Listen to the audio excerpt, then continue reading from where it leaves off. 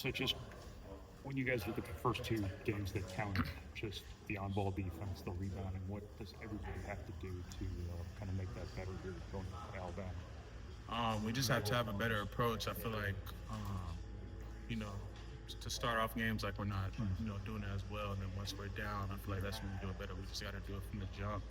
Everybody has to, buy into, wanting to, get rebounds and play defense. And that's just our number one thing. And then we got to communicate as well.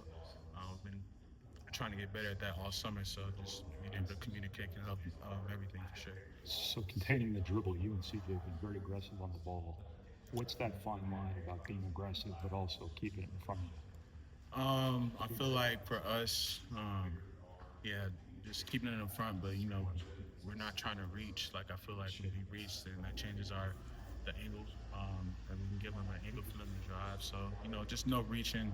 They preach square the ball, just keeping our, if it's at the top of the key or if it's like a little bit on the slot, we're just keeping it square. We're not letting them get any angles. That teach us the big steps. So it's just we got to be concentrated at all times, and be ready for whatever team tries to attack. But just chesting up, just doing the little things. I feel like that's gonna help both of us. I feel like we've been doing a pretty good job so far. How does the rebounding piece of it affect everybody on the floor and not just the guys around the ring? It just makes everything easier for us. Rebound, we can get out in transition. It gives us.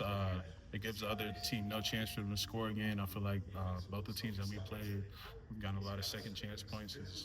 We're not doing great rebounding, so it just helps everything out. Is there a benefit to coming in 4 or 5 minutes into a game and possibly guarding a guy who's been out there for 5 minutes and being a fresh body?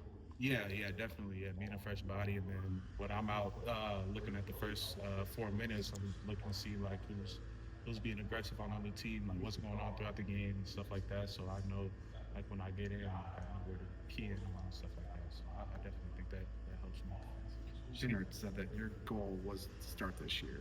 How hard was it to take? And then obviously this is a role you're familiar with from last year. So how do you kind of reassess what value you had to this team coming off the bench? Yeah, no, it wasn't anything bad. I feel like I'm still getting great minutes. I feel like it's even more important to finish out games. So definitely I'm trying to finish out as many games as possible. But it's not something negative to look at. It's just I'm still part of the team. Like I still have a great opportunity and stuff like that, and I can still help the team out. Whether I'm starting out the bench. So yeah, even though that was my goal, like there's nothing crazy to think about.